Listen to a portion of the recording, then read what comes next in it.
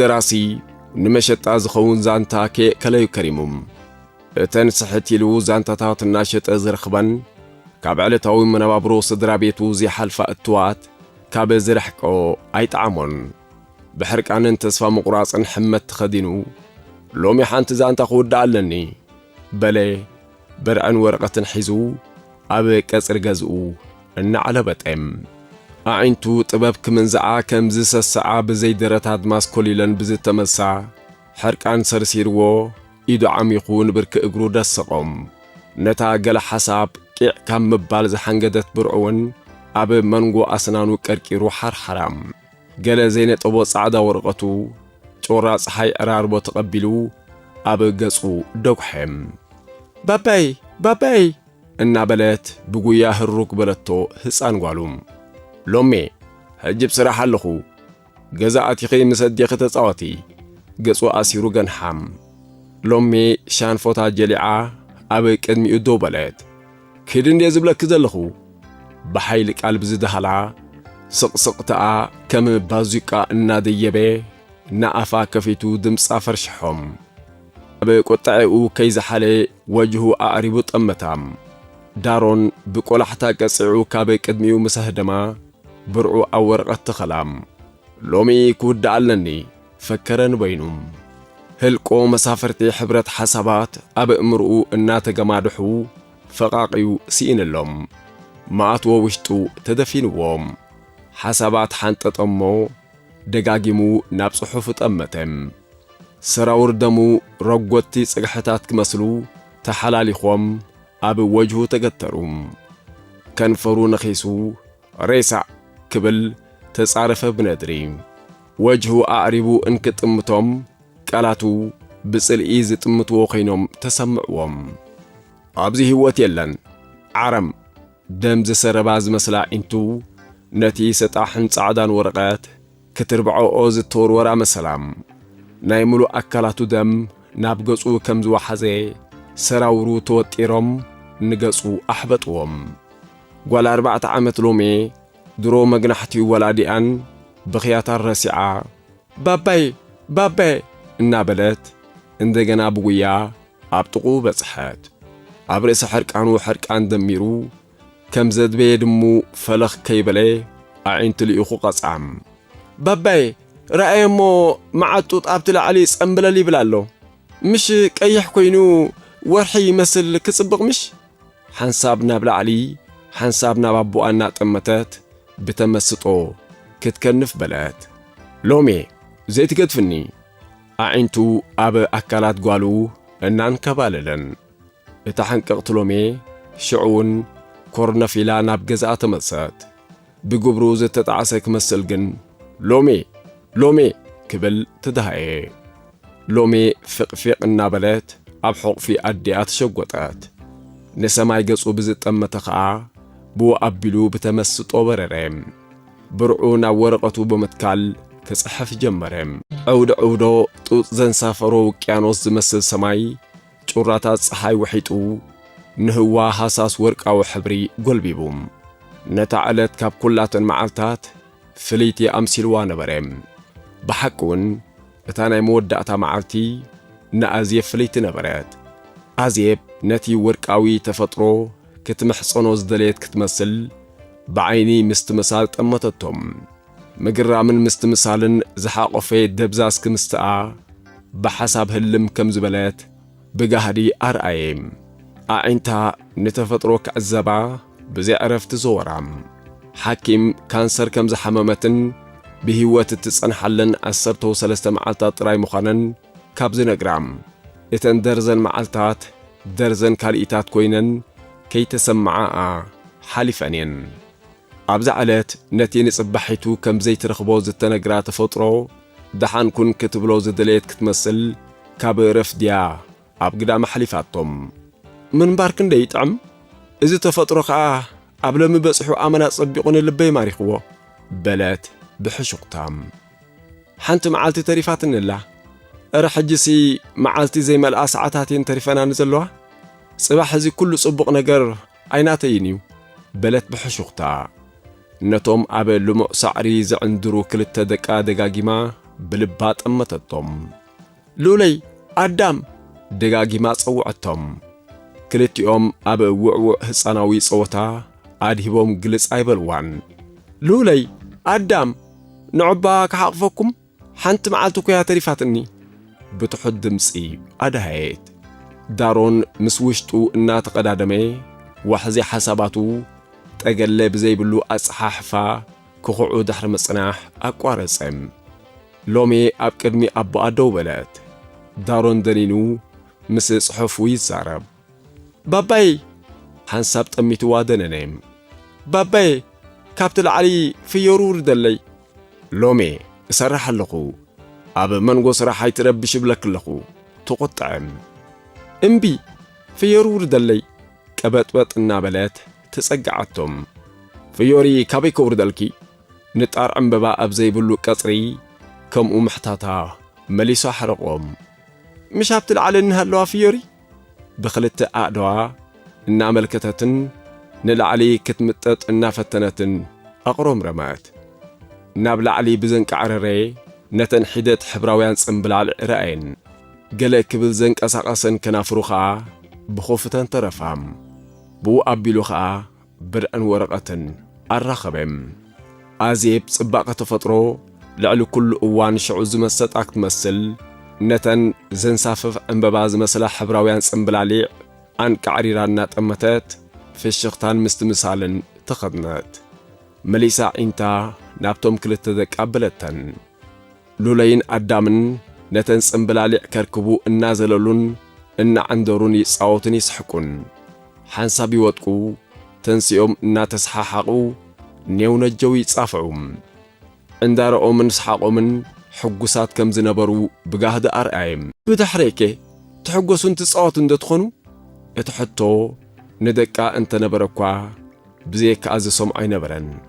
نقلتو دما سسعي نافقوت دنقاصي رعدي تسفا مقراص تحنافي صوم أبعين تاسفروم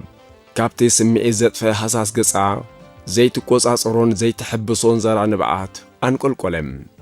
دارون ننويح ساعتات كوف كم زبالي اتدم زت تقعوز مسل أراربو نقروم نصحفو بمرأي كا قصو ولع كبل جزي وسدن لومي كزازمالني بمبال نفسو كبرات بعوتا تزاربهم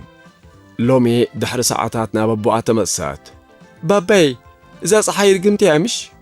انتا كوينا نتطوط بحاو جيرات انتو دلا دارون كان عيلو تأمتهم قنا أيمل سلان ناب برؤن ورقتون تبتبلم صحاينتكم راتو زمسل دبناتات حوي كم زنسنسات اللو قهر مسيلو نبريم أزيب رقمتي بلتا نتانا أدماسن انباتاتن إنك أسألات أب مهتافاز قربت صحي أصابعتي إيدان حدحدو منك قالسات نسخة تعرف اللخي ناب موت كتب صحني تبتبلكي تزاربت مستاز حي لو مدم عريبة او أملخي كابزوم دقاي كتفليني ديخا كموت هيدلني مس دقاي كنبريز دلي بعوتاك وزمات ما انتو زم قلعو محارني ما انتو زم قلعو محارني جلمتا نبعتا زي قوار زرافة رم نفس وكف كاليت كابتا علت النات قرممت انك تحلف تسفأ النات قرممي برعدي توحطت جنبارا أبرك إقراد فيها تسقسقات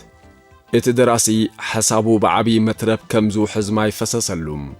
منفسونا أكالو حريقو كمز التشربي جوزنتو مسكرم عقم رئيتو مستي فيز بلس ألام كاليس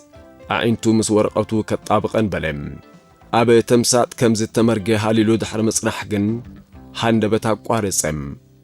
نيلت دما وجهو بتصفى قلبو سمعيت تخدنم باباي اتا صوتان سحاق انزل مدالومي اناتنا طريت هروق بلتهم دارون قنعيلو ايطمتان بابا أبيت نخبلا هنتينتان نعبي من كسو حزات أبي فيتو دويلات عزبتهم والحنت من قسقاس كونه دمسي هجبران أعدوا أبقصو أن بلبلتن سمونا يبلن حفكوف النابلتن ناس حقتن ኣድህብኡ ክትምንዝዖ ፈተነት ኣፋና ጎማፀፀት ዝተፈላለየ ምንቅስቓስ ገበረት ግልጽ ኣይበላን ዓቕላ ዝወደአት ሎሜ ንወረቐቱ ብርሓት ክልተ ኣድዋ ደፈነቶም ሕጂ እውን ትንበለም መትንታት ናይ ወተጉ ክሳብ ዝውጠሩ ሓረቐም ስምዒቱ ክስዕሮና በለ ኣዒንቱ ኣጨምቲሉ ጠመታም ሎሜ ግብረ መሲ ክህባ ደዋኬል ዓለት ብስቕታ ተጸበየቶም ተጠማመቱም በኣንክሮ ኣንበበቶ ንወላድያም ባባ ምሽ ትፈትወኒኻ በለቶም ሕርቃኑ ንእለቱ ካብ ኣካላቱ ክባረር ተፈለጦም እፈትወክወ ሎሜ ጓለይ በኣንክሮ ጠመታም ባባዬ ምሽ እዞም ኮኸብ ኣዲዮም ፀሓያ እንታይ ኮይና ዳኣ ገዲፋቶም ከይዳ ጽባሕ ክትምለሶም እንድያ በላ ፀጉሪ ርእሳ እናፈተለ እሞ ሕጂ ጸልማት ከሎ ምስ መን ክሓድር እዮም ክፈልሑ እንድዮም ሕጂ ደኣ ወርሕላ እንዶ ኣዲኦም ክትከውን እያ ኪት ወርሒ ደኣ ጽቡቕ ጌራ ዘይትውላዕሲ ፀሓይ ዕራርቦ ፍርቂ ኣካላ ንከውሉ ሰዲዳ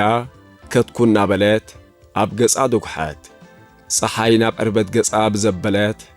ኣድማስ ቀጢን ሕብሪ ከም ዝተኻዕዎ ናብ ቂሒ ኣንቀለም ከዋኽብቲ ብድኹም ብርሃን ኣብ ሰማይ ተዘሪኦም ይረኣዩ ወርሒ እውን ለዓዝ ዘይብሉ ማዕጺድ መሲላ ተቐልቀለት ኣዒንቲ ዛይት ማዕጾ ከም ዘይብሉ ኣፋፌት ጋሂለን መኻፍቲ ኣፋ ተገፍቲኑ ንፋስ ኣብ ዘይፈልጥ መሬት ከም ዝበቖለ ተኽሊ ደሪቓ ነበረት ነቲ ብሓደ ዕራርቦ ተኸዊሉ ክውሕጣ ዝቐረበ ሞት ክትፍትኖ ከም ዝደለየት ሎሎይን ኣዳምን ከምቲ ኣብ ጎልጎል ቀጽሪ ኣብ መሬፄና ዒንታውን ብጽላለቶም ይዕንድሩ ነበሩ ሎሎይ ካዕካዕ እናበለት ኣብ ሕቑፊ ኣዲኣ ተሸጐጠት ማማይ ማማይ ትፈትውኒ ኽምሽ ንውሽጣ ዝሓቖነ ሕቶ ደርበየት እፈትወክዌ ካብ መዓሙቓ ስቕስቕ ኢላ በኸየት ማማ ንዓይካ ምሽ ትፈትውኒኺ ኣዳም ቅን እናተሰምዖ ኣብ ሕቑፋ ሕስሲ ይበለም እዌ ቃላትን እህታን ሓናፊፃ ድሃየት ካብ ሞት ከድሕንዋ ከም ዝሃረረት መመሊሳ ኣጥቢቓ ሓቑፈቶም ንብዓታ ኸዓ ኣብ እንግድዓ ደቃ ኣንጠብጠበም ኣንቃዕሪራ ናብ ሰማይ ጠመተት ኣብ ኣሰር ፀሓይ ዝተቐልቀሉ ከዋኸብቲ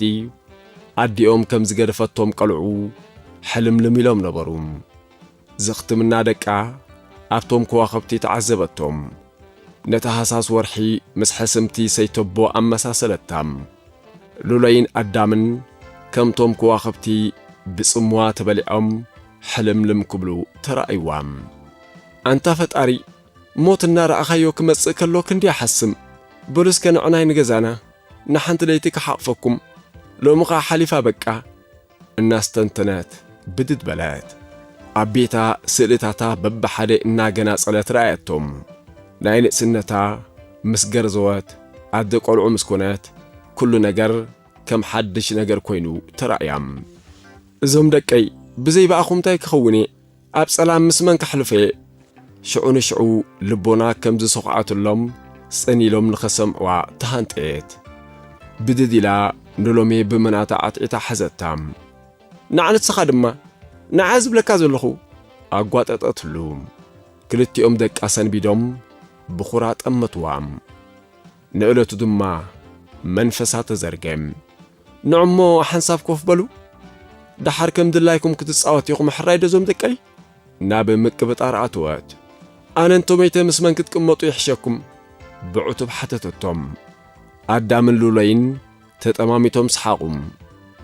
ዶክተር ክትሞት ይኽእልኒ እኮ ሓንቲ መዓልቲ ጥራያ ተሪፋትኒ ዘላ ንገሩን እባ ከይሞትኩ ከለኹ ዞም ደቀይ ንብዓታ ጸረረም ብዝተደናገረ ስምዒት ንሓድሕዶም ተጠማመቱም ምስ መን ይሕሸኩም በለቶም ደጊማ ምሳኺ በለታ ሉለይ ኣነ ደኣ ናብ ጉድጓድ ናብ ጸልማት እንደ ዝኸይ ዘለኹ ኣብ ወሳይቲ ደልዩን ኣዳም በለቶ ነቲ ብኽሩ ወዳም ምእንቲ ከይትርስዑኒ ኩሉ ግዜ ስእለይ ረኣዩ ኢኹም ንፉዓት ኩኑ ዞም ደቀይ ሉለይ ካዕካዕ እናበለት ኣብ ዓራታ ተናጠረት ሰዓታት ለይቲ ባህታሃታ ከም ዝሓለፉ ኣዒንታ ኣዝየብ ከይተኸድና ወገግ በለም አዜብ መስኮት ከፊታ አዒንታን ኣብ ገዳም ሰደደተን ፀሓይ ኣብ ከውሉ ኮይና ብዝሰደደቶ ጭራና ኣድማስ ወርቃዊ ሃሪ ጎልቢባቶ ነበረት ኣዜብ ከም ሕጉስ ቆልዓ ኣብ ዓራታ ተሰራሰረት ወጊሑ ሉለይ ኣዳም ምድር ወጊሑ ንኽልቲኦም ነቕነቐቶም ሉለይ ፍንሕንሕ ኢላ ናብ ድቃሳ ትመእሰት ኣዳም እውን ዕሚም እናበለ መሊሱ ተጐልበበ ወጊሑ ከዩ እታ መዓልቲ ሓሊፋ ፀሓይ ትወፅእ ኣላ ንዑባ ረኣይዋ ኣዒንታ ካብ ትርኢት ኣድማስ ከይፈለየት ነውነወቶም